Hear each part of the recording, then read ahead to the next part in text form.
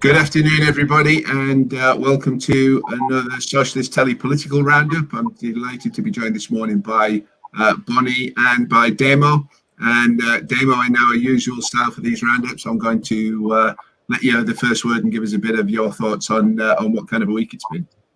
Well, it's been a bit of a weird week, isn't it? I mean, we're just watching at the moment. We're seeing the Dominic Cummings is coming out with all sorts of tidbits again on what's been going on behind the scenes at number 10. We've had Labour announcing their policies are actually top secret and confidential, and that's why they can't tell anybody what they are. And I mean, I don't know where to start. I mean, come on. I mean, finally, talk policies to us. Policies. We've been wanting policies from Team Starmer for so long. They actually came out with one. They did come out with one this week. They said they want to halve child poverty. That's ambition for you, isn't it? Have it. What's wrong with getting rid of it entirely? Is that not the aspiration you should be aiming for? I mean, I'm amazed they've let this out under lock and key, because apparently, according to Jonathan Ashworth from GMB, it's confidential and you can't talk about our policies. I mean, it's just mind-numbingly. What the hell are you saying? It was just one of the biggest car crash interviews I think I've ever seen. I think it was just absolutely dire. I think it sent an appalling message to the country that Labour actually do not have any. It's one takeaway I come away from. You can't tell us what your policies are. Well, we don't have any. Oh, no, it's top secret. Top secret? Don't make me laugh. Come on. I mean, where do you want to go with this, guys? Bonnie, over to you. I was going to say, it doesn't leave us much room to go out and campaign for the party, does it, if we're not allowed as activists to know what we're aiming for? And halving child poverty, even though it should be eradicating child poverty, isn't actually a policy. That's an aspiration. They need to set out exactly how they plan to do it. This is more ridiculous than the politics of the classroom. You know, in lots of schools, children are encouraged to get involved in the school council and so on and stand for elections. As a former teacher, if pupils in my class said we're going to do this without an idea of how they're going to do it, you know, you'd be grading them down straight away. It's absolutely ridiculous from supposedly adult, experienced forensic politicians. That's it.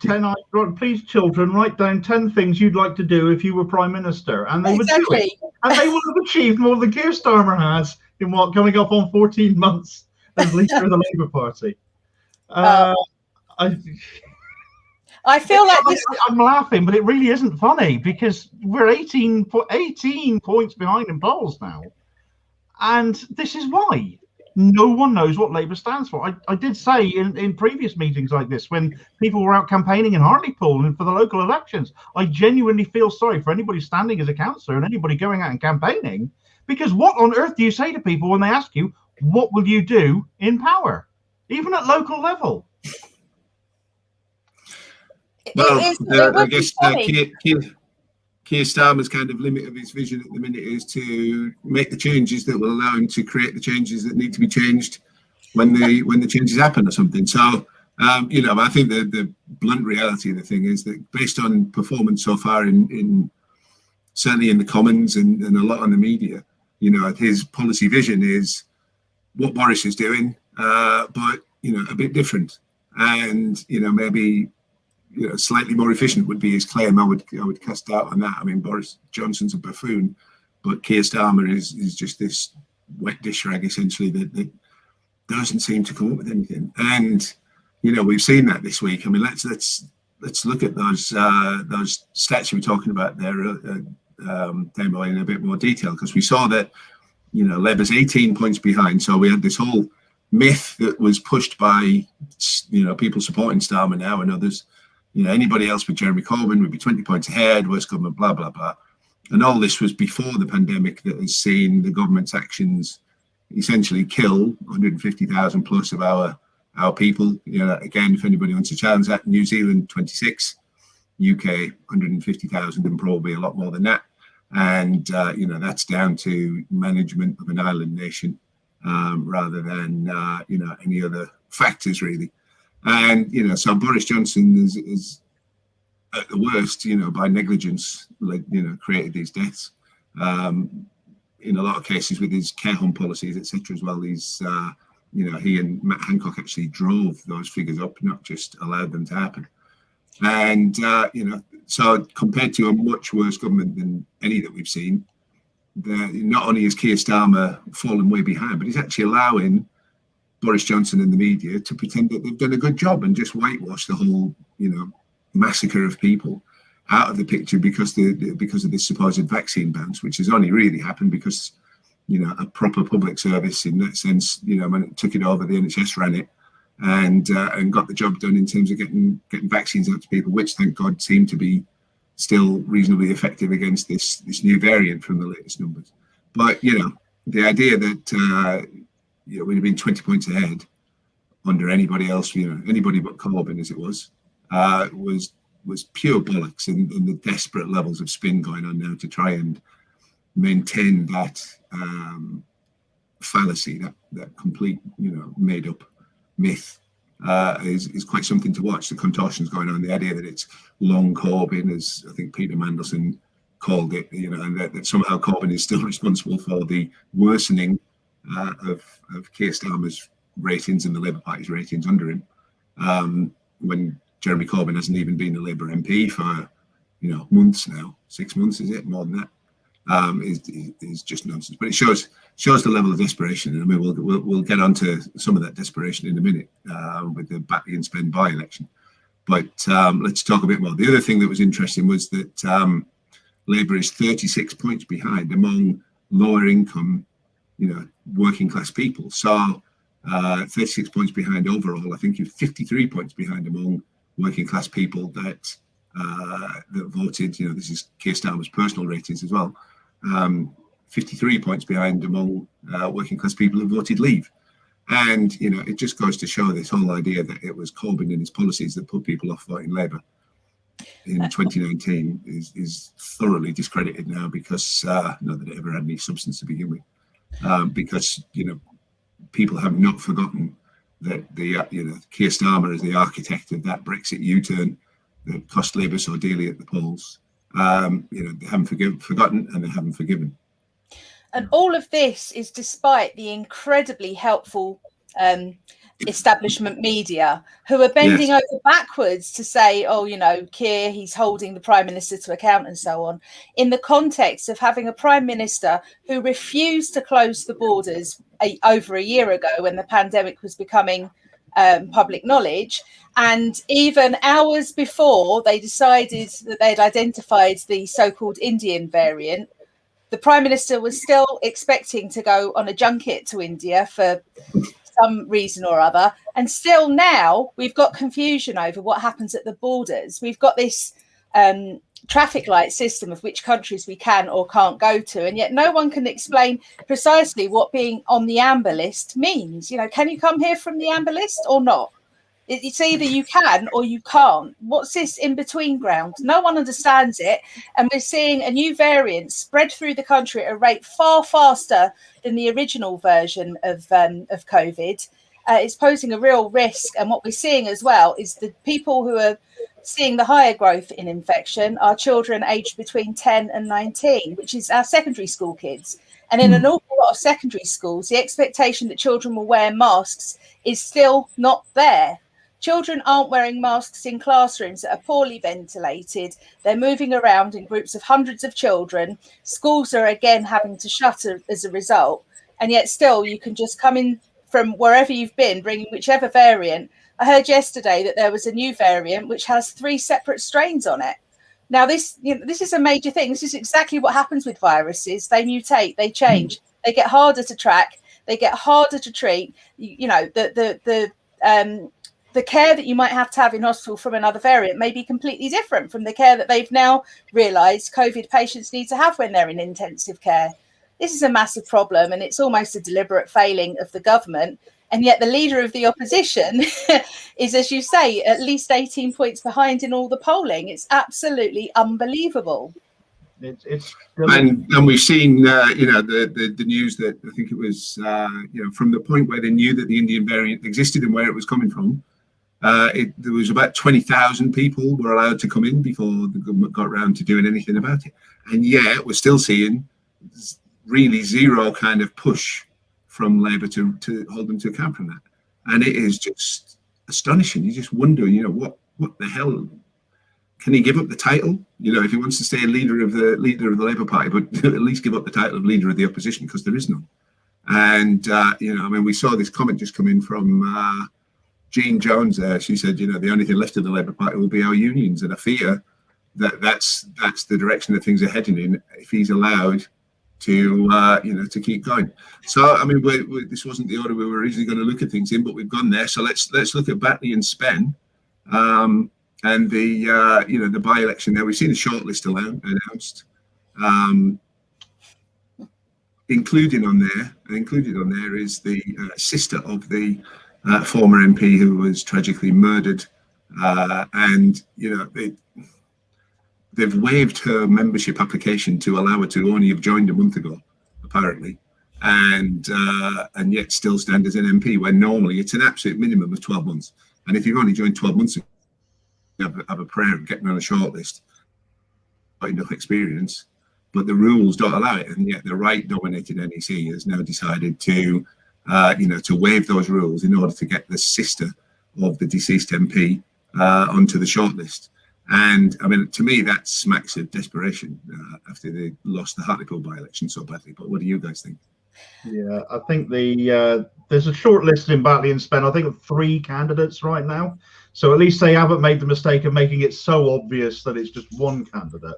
I think there has been some uproar locally that a couple of local councillors have been overlooked in favour of a couple of people that aren't actually based in Batley and Spen. I think one of the candidates, something Goulburn he's called. I think he's actually based in Hartlepool, Italy.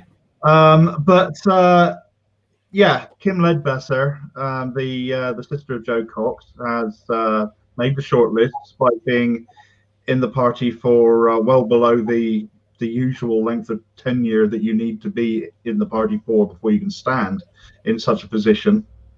And it does smack of a cynic, and I am one, might think, well, you're clearly going to attempt to pull the nation's heartstrings here, or pull the constituents' heartstrings a little bit, and try and play this card of trying to sort of bring it back into that family. Joe Cox, I've got no issue with her as an MP. She was a good one from everything that I've ever read about her. But to cynically bring her sister in as if that somehow is going to be is a valid reason to do so, you can't say there's any other reason for doing it. She hasn't been in the party for nearly long enough.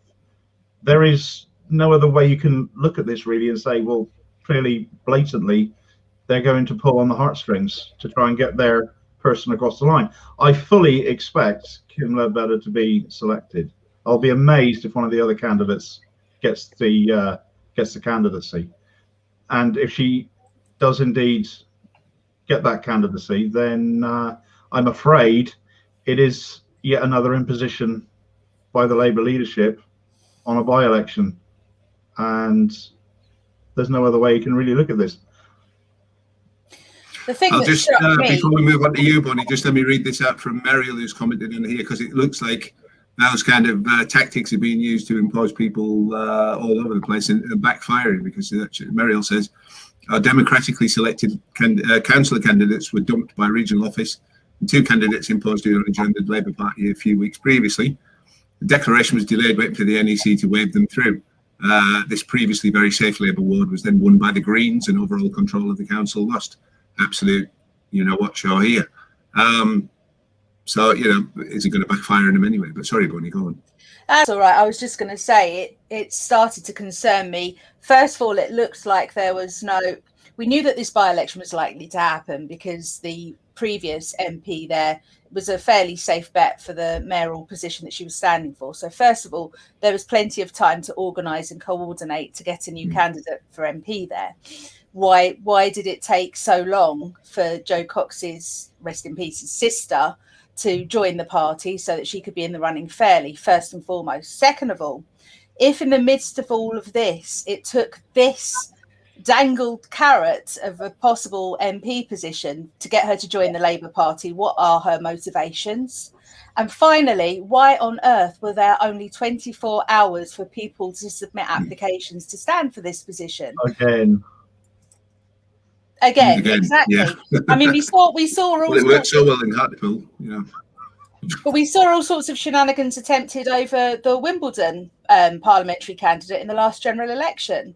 A friend of ours, Jackie Schneider, was on course to actually win that nomination straightforward, in a very straightforward way. And when certain people within the party decided to actually notice that Jackie was on path to win this, they scrapped the whole process and they had to start again. And Jackie ended up winning it again, despite the best attempts by those that would work against the left to stop her from getting to be the candidate. But she got there in the end anyway. It's just so much interference. Local CLPs should have the final say on who they want as their parliamentary candidate, and it should be somebody with a Labour Party history, in my opinion. There's a reason that the 12-month rule exists. Yeah, anti-democracy sadly seems to reign supreme at the moment in the Labour Party in the way it's conducted. Speaking of which, we saw, not apparently attributable directly to Keir Starmer or, those most close to him, but Squawk Box revealed at the time that it was all going on, the dodgy Liverpool selections and the interference that was going on there to block left-wing candidates from getting in and scrap the whole process. I mean, not just the left wing, but block the whole 3 shortlisted candidates from getting in, and then get somebody else in who was a bit more close to a particular faction of the party. And that got confirmed last week. Quite late, but better late than never, I guess. I think it was the Mail on Sunday last weekend that the deputy leader of the Labour Party had been, Keir Starmer was supposedly very cross with her. I don't think he gets more cross than that. For having her people interfere in that, and that was the allegation at least. So yeah, I mean, it's democracy. It seems to be going the way of all things in the Labour Party at the moment, and it's very disappointing to see. I can't say it is disappointing. It's very disgusting to see, but not really surprising. So you can't say you were disappointed with it, I guess. So let's move on. Well, no, we'll just. The other issue that ties in with that is the fact that there are now starting to come in from CLPs, from local Labour groups around the country, no confidence motions getting voted through in Keir Starmer. And, that's on the one hand good that members are having to say about it, but on the other hand, we'll wait and see whether the Labour Party decides to clamp down and start suspending CLPs and members and officers, particularly for allowing those kind of motions where a few months ago they were doing exactly that. And kicking people out, at least temporarily, from the party for daring to want to have an opinion and discuss what the leadership's up to. Let's talk about unions, because Jean, I think it was, who said about the future of the Labour movement in this country is going to be the unions. It looks like it's gone that way, and we've got a big deal going on at the moment in one of the biggest unions in this country. So, Bonnie, do you want to bring us in on that a little bit first? Yeah, certainly. I'm seeing a lot of enthusiasm and excitement in the General Secretary elections within Unite, a union that I'm very proud to belong to.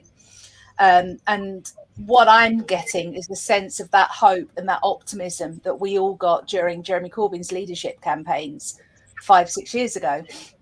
People actually believe that we could potentially have a leader of one of our biggest unions, as you say, Steve, standing up for us in our workplaces, standing up for us in our communities, and standing alongside us when we fight those battles too. And as an activist, it's so important to know that there is somebody with power that will stand shoulder to shoulder with you in these battles. Obviously we've all expressed our views on who we believe has to lead our union. I believe there is one standout candidate in this contest by the name of Howard Beckett, because he has fought those battles. He stood alongside those guys in the Birmingham bin strikes and they won. He stood alongside the people in BA and they won. Without people standing up for us, we're on our knees. And if we want to get off of our knees, we have to start demanding better. And it looks to me like we're not going to get that through the Labour Party as it currently stands, because even those at the top of it don't know what it stands for anymore. Yes. Yeah, I mean, you hit the nail on the head really with your repeated endorsement of Howard Beckett there, Bonnie. We on Socialist Telly, we're all backing Beckett, and with good reason. Unite the Union is a massive union, and it's a really broad-based union. There is literally a membership for everyone, no matter what your walk of life, within Unite the Union. I'm a community member because I'm a carer for my family at home. I've got 2 disabled members of my family. I care for them. I can't work conventionally, so there's a place for people like me within Unite. And in fact, Howard Beckett has been very vociferous in his support for community membership, and community branches across the country have come out in support for him. The endorsements from various community branches, from Camden in London to Leeds and Wakefield up in Yorkshire. It's stretching the length and breadth of the country, and it's a massive broad-based appeal for a guy who has, as Bonnie said, stood with the strikers of the Birmingham Bins. He's a guy who'll stand on a picket line and he'll hold a placard and he'll speak for you there, and then he'll speak for you in court as well in his profession as a lawyer. And he will speak out against the shortcomings of the Labour leadership, of which Unite has a seat on the Labour NEC, because he has the political nous in order to do that. And he doesn't take any nonsense, and he expects better of Labour, and he isn't afraid to stand there and say it. So you've got a guy who's politically astute. He is legally astute. He will stand there with you, shoulder to shoulder, on your picket line, and he will support you. And there will be no such thing as a member of Unite not being supported by the union going forward, should he be elected to General Secretary. I really don't see the downside of Howard Beckett becoming the next General Secretary at all. Well, there was a testimonial given for Howard just this weekend, I think it was, by a guy called John Maguire, who used to work for, I think it was Vistia was the company, and they were shutting down a factory, and it wasn't just the members working there that were going to be affected, which is quite a substantial number, but hundreds of pensioners from the company who looked set to lose a big chunk of their pensions and end up really struggling. And it was a fantastic kind of case study, because it showed exactly how the legal, the political, and the workplace stuff all meshes into one, and how essential it is for a union to be, militant in all of those areas, really, and prepared to fight every corner and take no prisoners, because those, in the end, everybody else had given up on that fight, and Howard came in and said he was going to, take this to court and not accept any difference, and all of those guys ended up getting a significant lump sum paid out to them that meant that they weren't losing out on their pensions, and the guys who were working there could afford to, when they had to leave, then they could leave with enough to tide them over while they got themselves back on their feet. And that the idea that you can, a union that doesn't do that is doing its job properly is just crazy. If the union's got the resources, I mean, maybe not every single one does, but Unite has $500 million, I think it is, something like that, in cash and assets that it's built up to defend its members, and a huge strike fund, etc., etc. It was interesting as well that I think it was last weekend, maybe the one before, that Howard featured on Sky, and Sam Coates, I think it was, from Sky, went on and unironically described Howard as the most important person, or one of the most important people in the union and Labour movement that you've probably never heard of. So I think that's changing now. I think people are beginning to hear. But and he also went on to describe Howard as a constant thorn in Keir Starmer's side. And again, given what we've been talking about just now, and it's not hard to see why the community folk love him, because those guys tend to be very political. And it's been interesting, but it's also been interesting to see how much of a spread of geography and how much of a spread of sectors have also been voting for Howard. So we've seen, one of his rivals was a bus driver, and yet we've seen, bus branch after bus branch, public transport branch after public transport branch voting for Howard. We've seen him take nominations in some of the what his right-wing candidate would consider heartlands, and probably some of his other candidates as well, in terms of, we've seen London, we've seen the West Midlands, we've seen branches that we know that the Coin campaign, for example, expected to win, and they've gone heavily to Howard, and in some cases narrowly to Howard, but still, Howard Beckett has been the candidate that has been able to see off the right winger, who's got a Trumpian kind of isolationist view for the union, where it does nothing but maybe, if you're lucky, get involved in a few workplace disputes. But I wouldn't want to bet that the guys like the Birmingham bin workers who had to take industrial action twice and win twice to fend off a Labour council, theoretically at least, it was trying to cut their wages and worsen their conditions. And the right-wing Labour councils are some of the worst for this stuff. And the right-wing Gerard Coyne, for example, is not going to be it's unlikely to be, in my opinion at least, backing workers against other people from the right of the Labour movement.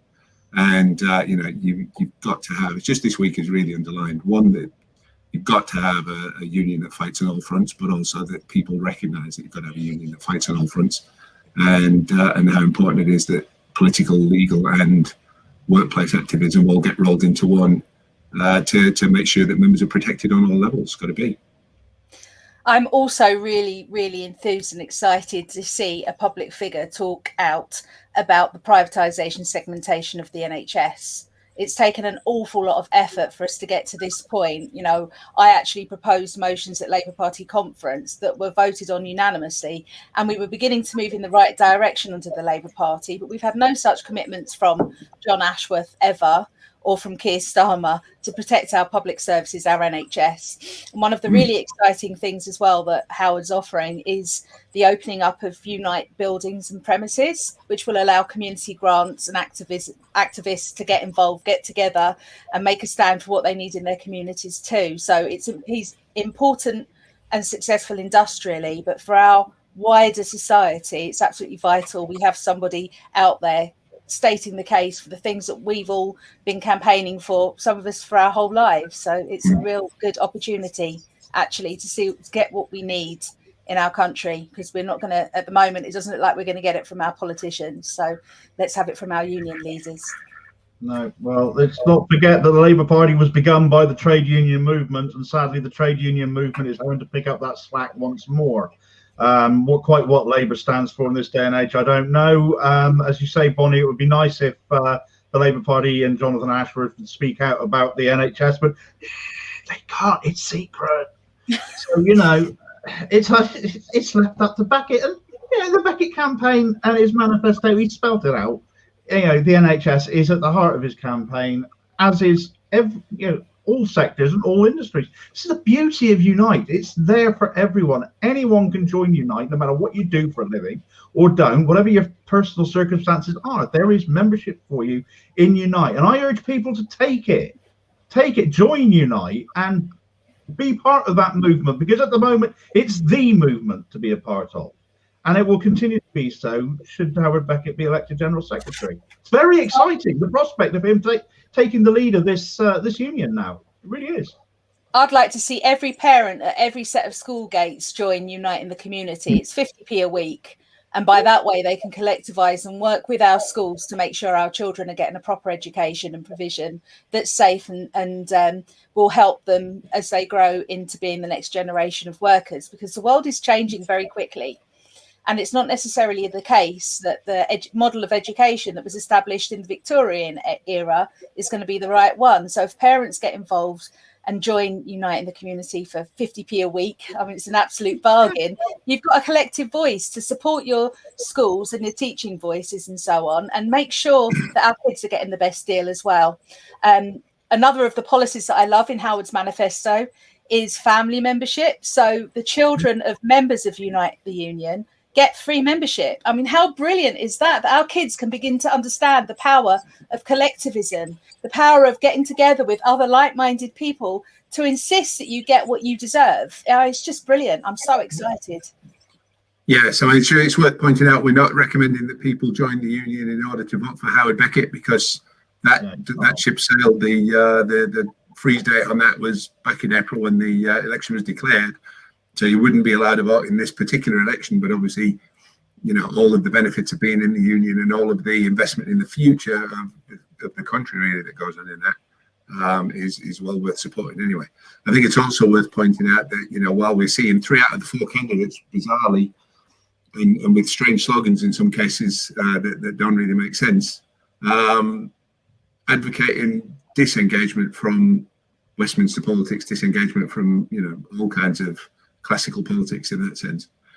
And we've seen why that's a daft idea, because we need a union that's going to be exercising its influence at all levels. However, none of those candidates particularly seem to be making a noise about the fact that the Labour Party is trying to interfere in the Unite election, and has been shamelessly briefing to the press to try to attack the one candidate that they really don't want to win, which is Howard, and talk quite freely and openly about we've got to drive left-wing leadership out of the unions. And let's be clear, the left-wing leadership where they exist in unions have been elected by the members democratically, and the Labour Party is not saying we need to organise and try to out-compete them in elections. They're saying we need to just drive them out, get rid of them. So, this completely Stalinist, it's ironic, really, when you consider how many years that they spent moaning that they were supposedly getting abused from the left, and we were saying, well, it's all nonsense, it's all, completely opportunistic and in a lot of cases made up. It's exactly those tactics that gets in the way of whatever. Can't really call it a plan or a vision, because they don't seem to have it, but their desire to neutralise the entire Labour movement as any kind of inconvenience to the status quo, and in particular the unions, which are right now the backbone of that resistance and the backbone of any prospect of actually stopping the decline in this country that's being driven by right wingers, whether they're wearing blue rosettes or red ones. I think the massive miscalculation these people made was they thought if they could get rid of Jeremy, they'd get rid of the ideas that people were supportive of. And that was a fundamental flaw, because what we saw from Jeremy's campaign was people actually thinking about what was being imposed on them and realizing that actually it didn't have to be that way, that things could be better. By getting rid of Jeremy from the party, or suspending him from the party, what we're seeing is people moving that activism to a massive scale from the Labour Party towards trade unionism. And obviously, with Unite already being the significantly large union that it is, if we can get Howard elected there, then we've still got that power to force through the changes that we need to see happen. It's fundamentally short-sighted by people in the Labour Party that they think they can get rid of the ideas of the left by getting rid of Jeremy Corbyn, because the Labour Party, as I said earlier, was created by the trade union movement. Trade unionism itself was born out of political movements, born out of struggles between employees, and how they were put upon, having no rights essentially, as they did way back when, with bad employers and landlordism and all the rest of it. And one of the fundamentals of the Labour Party, one of the founding principles, was to have no landlordism. But how many Labour MPs these days are actually landlords? And this is why they're out of touch. They're out of touch with the trade union movement entirely. They don't understand it. They just want to collect the money and carry on. But Labour is supposed to be all about the trade union movement. When people are leaving the Labour Party and going back to the trade unions, as they are, then that project is failing. The Labour Party itself is no longer representative of what the trade unions wanted, what they created. It simply isn't. And unless it can be turned back, and given how right-wing heavy the Labour Party seems to be these days, I don't know if that's even possible. And whether the trade unions need to start to represent themselves again, or whether they perhaps need to start investing their money elsewhere than in a party that no longer represents their values, the values of their members, and what people of this country actually need. I don't know, but it's something that I think is a conversation that needs to be had. And the longer Keir Starmer's left in place, bizarrely, considering how quickly they tried to get rid of Jeremy Corbyn, and under the polling circumstances and the policy circumstances that they tried to do that, and the difference between then and now is astounding, as well as the hypocrisy that goes along with that. But the trade unions have got to, I think they've really got to ask themselves the question, particularly the left-wing unions. and the ones that are led by left-wing general secretaries, and as Unite hopefully will continue to be. What are you investing in Labour for anymore? What are you getting out of it? Because if they're not going to respond to you, if they're going to actually work against you, conspire against you, as they are with this interference, what on earth are they for anymore? But the other thing I'll just touch on briefly as well is obviously, Labour is planning to have an annual conference this September. And I'm receiving reports now from around the country, which I'll be publishing in due course, about the efforts that are going in at local level by the right wing to rig, gerrymander, snatch, whatever other kind of methods that they can use, if they can't grab it democratically, to take control of the delegate places and the structures within the local Labour groups. With a view to, I reckon, they've been predicting since he became the leader that, they're high on their list of priorities will be to change the leadership election rules in the party to make sure that they get back to a situation where the MPs control the levers of who gets forward and we never end up with another left-winger getting in. So, local members, if you have stayed in the Labour Party, make sure you don't get blindsided by your local right-wingers to snatch the delegate positions. In some cases, they're having meetings and accidentally, forgetting to inform any of the left-wing members in the CLP so they can vote through who they want and stuff.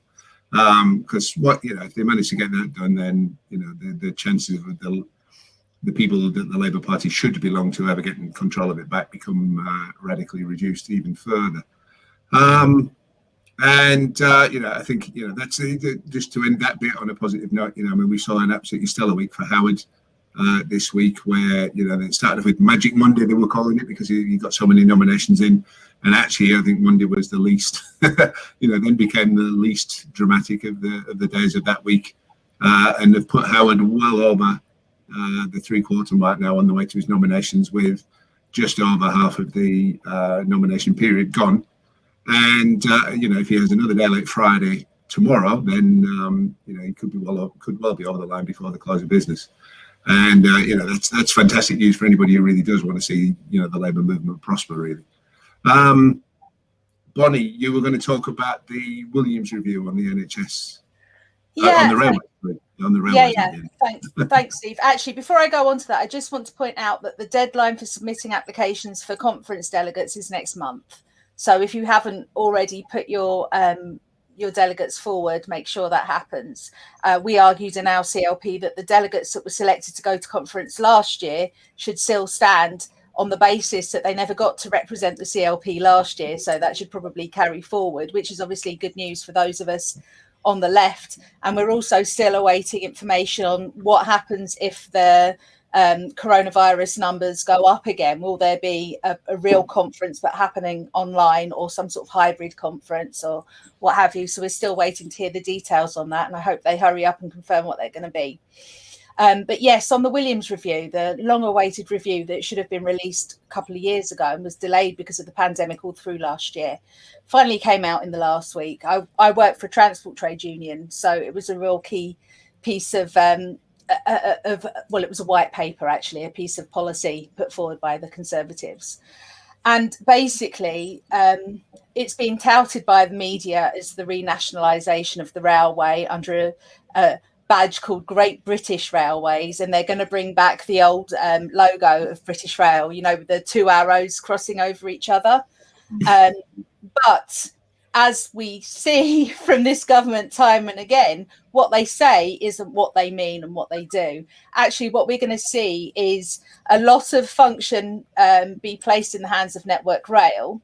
No direction whether Network Rail will remain covering the whole of Great Britain, or if there will be a breakup on the basis of the devolved regions. That might happen. And they're going to end the tendering of franchises on the railway. So the train operating companies will gradually revert to the operator of last resort, which is the government, effectively.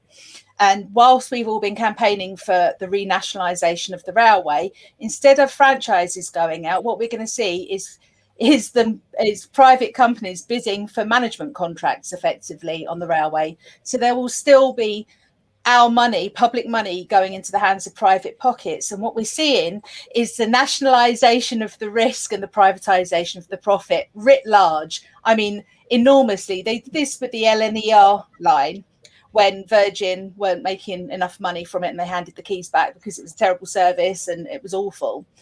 It was brought under government hands, and then as soon as they turned the losses into profit, they gave it to their mates again. So this is what we're seeing with all of our public services. We're seeing the elimination of risk from private companies to be put in the public forum, and once it's clear that people can make money from it again, then it will go back to those that want to make money, and it's bad news. We're anticipating an awful lot of job losses in Network Rail and the train operating companies as well. And given that these people were all frontline key workers throughout the pandemic, it's terribly worrying. I think we're going to see another thing that Howard is standing firmly against, the fire and rehire on the railway to a large extent. So I say it every day, for goodness sake, if you're not in a trade union, join one. As I say, I work for TSSA, Transport Union, and we're going to be fighting really hard for our members to make sure that their jobs and their terms and conditions are protected in order to carry on providing a service. I suspect this Williams review has really benefited from the idea that public money has gone into the private companies, but the private companies all won those franchises on the basis of ever increasing passenger numbers, which now it looks like, well, certainly for a while, we're never going to see. They were unrealistic projections of income, and they can't keep their shareholders happy. So actually it serves those franchise holders to no longer have the responsibility of reporting to their shareholders that they're not going to get the dividends they wanted. And at the same time, in the Williams review, without trying to get too overblown on it, at the same time, they're citing all the way through the brilliant example of Transport for London. Now, those of us that live in London know that Transport for London have seen year-on-year budget cuts from the Conservative government. And it's been held, it's been blamed on Sadiq Khan, the mayor, the Labour mayor, when it isn't his fault because he's had to make less money go further.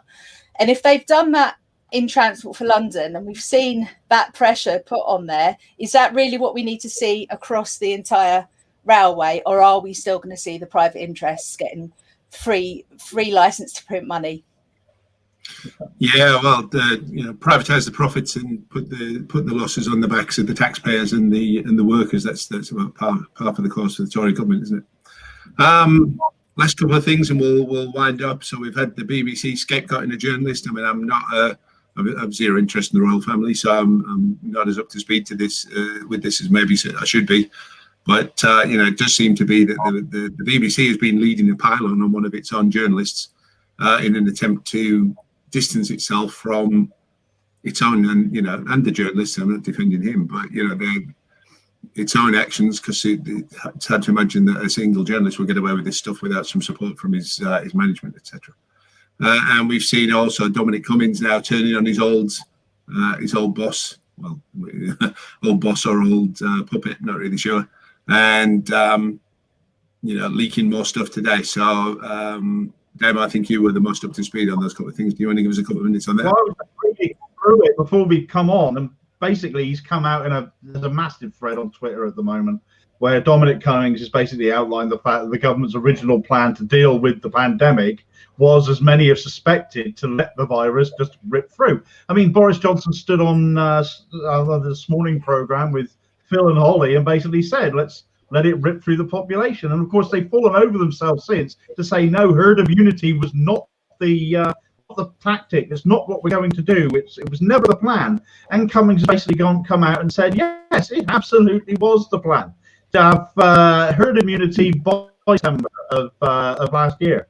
And he's basically spelled it all out now, and he's condemning the media, specifically the mainstream media, for constantly covering up this line, because it's a line that Matt Hancock especially comes out with all the time, that herd immunity was not the plan. It was never official policy, and the media never question it. And Cummings has basically laid into everybody over this, and it's a huge threat. It's still going now, I think. So we're worth catching up on. Well, from the take it on the chin thing. Sorry, go on, Bonnie. You go first. Sorry, Steve. I was just going to say, I think the thing that says it all in the last week is the fact that the nurse that actually kept Johnson alive has left the profession and moved abroad because of the disgusting 1% pay rise that's been offered. And, unfortunately, the Labour Party are not going significantly better on the diabolical pay rise that the Tories are offering. It is only Unite speaking up for 15% for our nurses and frontline workers. So we're losing talent. Even the very people that Johnson owes his life to have had enough. They've had enough. We can't afford to lose these people. We just can't. Yeah. I mean, I will just, I think Susan put in a comment there about Unite TV. I mean, that's worth giving a mention. And the fact is, the independent media, which this would form a part of, I guess, has been steadfast all the way through in pointing out how much of a lie it was that herd immunity wasn't the policy. I mean, they admitted on radio it was the policy, and it never really changed. All they did was change the window dressing of it. The whole, from the take it on the chin thing through the chief scientific officer's admissions that was, herd immunity was the plan, through to, essentially all they did was go under the radar with it. They never actually changed the policy, and they were always, by pushing people into situations where they were going to get infected, they were always going for herd immunity. And thank God now we've got a vaccine, which, several vaccines, and they're being circulated efficiently by the NHS, not by Boris Johnson. Johnson and co are still doing their best to worsen the problem by things like, allowing the flights in from India when they knew there was a variant and so on. But it just goes again down to this fact that, the Labour Party has not held the Tories to account. The Labour Party should have been banging on about herd immunity non-stop and pointing out that the government was taking actions that were going to cause more deaths. And, India now looks horrific, but, India is not the UK. The UK had a chance to, clamp down on this thing earlier and do the same as New Zealand and other, kind of island nations did, and save its people. And the Tories not only decided not to do that, but chose to do stuff that was actually going to drive the infection rate up in this mad pursuit of this herd immunity. And herd immunity without a vaccine in a disease that kills 1 to 2% of the people who get it is murder. Frankly, I don't think that's putting it too bluntly. And I think that's where we are. I mean, it's a bleak situation. Let's play out the program with just a little bit of hope from there's a couple of comments coming in here saying other unions need to follow suit by setting up their TV stations. I'd back that. I wouldn't necessarily watch all of them. I think there's a few unions that need to change the leadership before their stuff would be very watchable. But we've talked about Unite Community and also Howard being the big threat to them. So we're going to play out just with the video that went out this morning from the Beckett campaign accounts, with showing what the Unite Community members have been saying about Howard, and also how Howard presents, the one and only point of resistance almost at the moment. Membership that is for the entire working population and unemployed of this country. Nobody should not be in a trade union, Damien.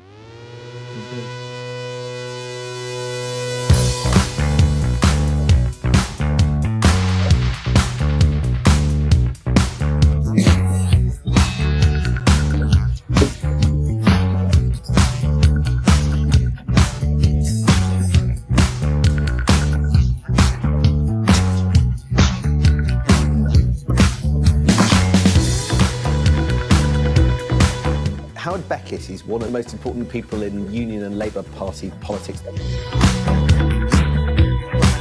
Unite plays a vital role, and community membership reflects that.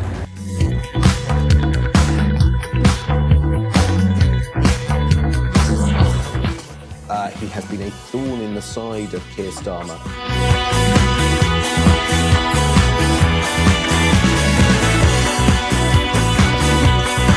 Community members need to be respected, and they need to be integral to everything that we do.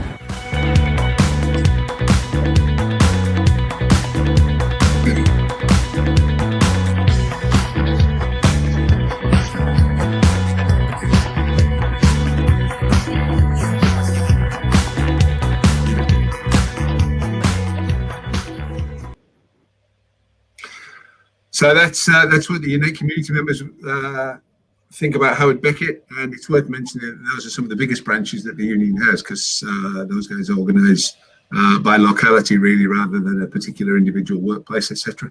And you know, there are a large number of community members in the union, and they appear to be a stronghold for Howard Beckett. So I think we'll finish on that point with a little bit of hope and a little bit of an upbeat kind of ending. And yeah, let's see if next week makes the kind of, you know, the big week that we just had for Howard's campaign look like a small start. You know, Bonnie, you've got a finger up. Let's. I just wanted to say I've just seen another nominations just come in from Tesco Distribution Centre. So okay. While we're on air, there's another one for us. So we are storming ahead. It's fantastic. It is hard to catch up. So yeah, I mean that's great news, and it is very telling how many sectors, you know, we've seen people coming forward to back Beckett in, and you know, I think it will be it bodes very well for when the members get to have their say directly with their own individual ballots as well. So if you've watched us, stuck with us this far, or you've come in late and joined us, then thank you very much for taking the time. Thank you, Bonnie and Demo, for joining us on the show today as well. And do keep watching Socialist Telly. There'll be plenty of output coming. Demo, I think you've got a good program tomorrow. There'll be a Squawk Talk tomorrow. We've got Painting Politics tonight, and a bunch of other stuff throughout the week as well. Do keep watching. If you're a Unite member, we do recommend that you, well, at the very least, whoever you support, make sure you vote. Then we recommend that you vote Howard. The rest of your Sunday, and have a very good week ahead. And yeah, stay left.